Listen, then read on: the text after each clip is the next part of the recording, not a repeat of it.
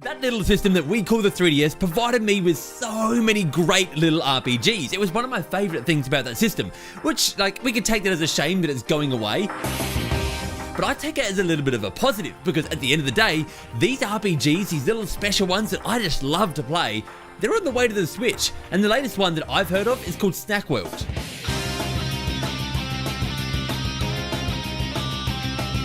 The game actually started its life as an exclusive to 3DS in Japan, and then it got ported to the Switch, which is probably what you've heard about in the past, and now that we know that that Switch version, the one that's out in Japan, is coming worldwide in 2020. By now, you guys should know me. I have one pair of pants, I have this Splatoon shirt, and I like to talk about Japanese RPGs that are likely to come to the rest of the world. And this is one of those ones that I thought was going to come. This was actually going to be a feature that I was going to do soon. And then, luckily enough, we got this news that it is coming. So I figured today we'll dive through some of the details. I've been doing some searching. I actually don't know any Japanese myself, so I've just been searching through a couple of other streamers, in particular Adala and 101 Leafy, who I will leave a couple of links to their channels, because honestly, without their details, without them doing these let's plays of these games, I wouldn't know much at all. The full title of the game is actually The Snack World Trejarers Gold, and of course they spell treasurers weirdly, which it seems to be a thing they do in Japan every now and then. They just look at a game and go, well, that might catch people's eye if we get a weird name, and so like, do you remember Chocobo's Mystery Dungeon and they changed it to the Everybody version when it came out to the rest of the world? That's kind of what they're doing here. Majesty, it's Medusa! Has she fallen? I did notice this game a little while back when they said it's coming from, in Japan, from 3DS to Switch, and I was like, oh cool, I can actually get that because it's on the Switch. Switch is region free. It actually looked really cool. That's the reason it caught my eyes. It looked like a really cool game, something like Fantasy Life, which makes sense considering the developer of this game is Level 5. So they're behind such sweet RPG gems that you might know, like Ni no Kuni and Fantasy Life, that, you know, they're my two favorites on this list here, but they're also behind stuff like Professor Layton, Yokai Watch, Dark Cloud, or Chronicles, depending where you are. Just some fantastic games. Now I have to warn you, before we get any further into this, it's kind of adult themed, this game, in a way. When you look at the first glance, it's like, oh, this is like a children's game, children's cartoon. Woohoo, let's get into this. And it kind of is, but when you look at it over here, and you see the way the genies are dressed, and you see the way this princess is dressed, and you see the conversations that happen here, you kind of start to go, okay, dokay. I am not sure this is meant for children. So while it may give you that sensation of, I'm watching a children's cartoon, yay! Why do I keep doing that weird yay? Where does that even come from? It's certainly going to have several mature themes that you're going to find as you dive through this game. Daddy, there's this jewel called the Purple Eye everyone's talking about. Now, I already mentioned that it was a 3DS game before it wandered on over to the Switch. However, it isn't just a straight port to the Switch. They actually did put some work into this. Obviously, they did enhance the graphics and the effects and different bits and bobs just to make the whole thing look more crisp and clean and lovely and juicy and edible, which is the theme of a Snack World today. Moving on, there was some downloadable content that was released as well, and of course that is going to be included in this little Switchy port. There's also just in-game changes that they've made that just increase it and make it better. Like at the end of a level, when you'd finished a level, you got some chests. Apparently they've reworked the way that works to get better.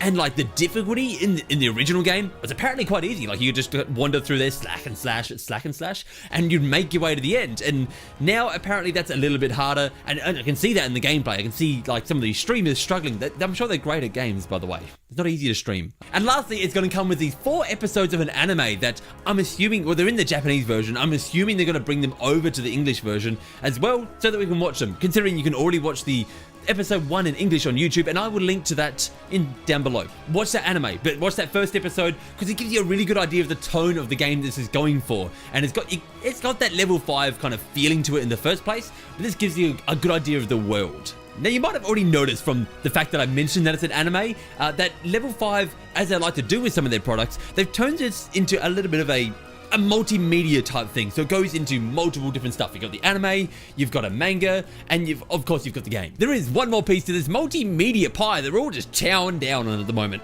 and that is these amiibo. Although they're not amiibo, they're actually just NFC figurines. Man down. Same for me too. Huh? It's time for us to go a little bit deeper into the game itself, more into like the world, the setting, the combat, the stuff that you probably want to know. First of all, it does take place in the same world as the anime, which kind of makes sense. I mean, it's the same game. That makes more sense than I'm making it sound. What I think I mean by that is that it has the same world, the same characters, except you're not playing as those main characters. So the main characters in the anime are normally Chup, Mayonnaise, Pepperon, and Gobsan. Of course, there are other NPCs around the world as well. Now, all of these are still in the game, but you don't play as one of them. You are actually going to play as a character that you made all yourself, and then you go grab this crazy character that you made, or possibly not that crazy, and throw them into this RPG world that is kind of a mix between modern, so like it has convenience stores and smartphones and weird stuff like that. Weird stuff, Eric. And then despite having these modern things, it's in a fantasy world. It's old school, kind of like me. Depressingly like me. Now the world is kind of broken into these two parts. There's the town that you're going to be exploring, you're going to run around. It's basically your hub, and it looks really pretty, by the way. It's like what first caught my eye when I saw this town. I'm like, pew, that looks cool. But the hub is where you're going to go to the shops, you're going to buy stuff, you're going to sell stuff, you're going to upgrade stuff. There's a lotto, because every Japanese game like this needs a lotto, which I kind of actually like. I'm not complaining. Love the lotto. And of course, you'll be talking to NPCs, accepting quests. You get the deal. All that's done in the town. Then once you're done exploring this crazy town full of antics, you get to go out into the real world, the dungeons, and explore these to do the quests themselves. Now what makes these dungeons interesting is that you won't know the map of the dungeon. You have to explore it yourself, and as you're exploring, you see the map fill out on the side of the screen here. The combat that you're going to participate in while you're in these dungeons is action-based, so it's going to be all hack and slash. There are ranged weapons as well, and the key to the combat is actually swapping between these weapons, because like you have your axes, your swords, your bows, your staffs, all these different types of stuff, and these certain enemies are going to be weak to certain attributes that these weapons have.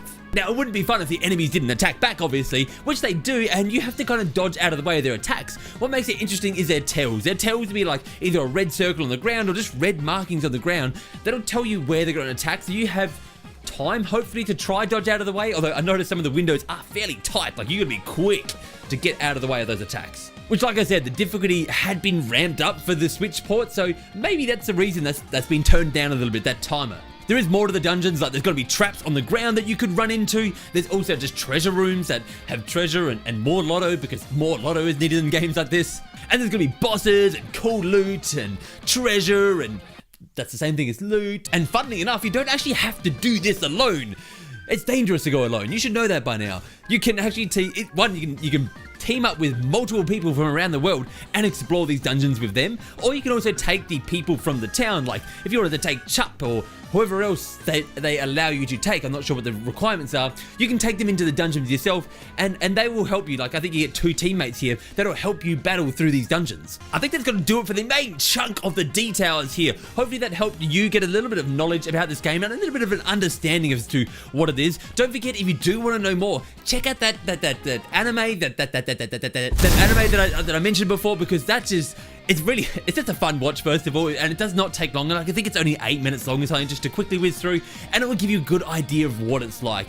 And like I said, it's just fun. Now we're going to end it there today before my friends harass me for not watching enough anime.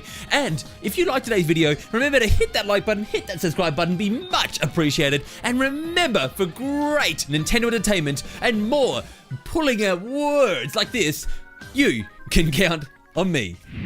These end screens are sometimes sponsored by patrons such as Jacob. And Jacob, your question today was, what did I want to be when I was younger? This is an interesting question, and I would love to dive deeper into this on a stream. But for today's quick answer, I wanted to be a chef when I was younger. In fact, probably quite far after even high school, I was still studying and everything to be a chef. It never ended up coming through. That is definitely a story for another time. But that's what I wanted to be. I grew up wanting to be a chef. I love cooking, and I grew up loving cooking. And it never came out. That's why I'm here. Anyway, goodbye.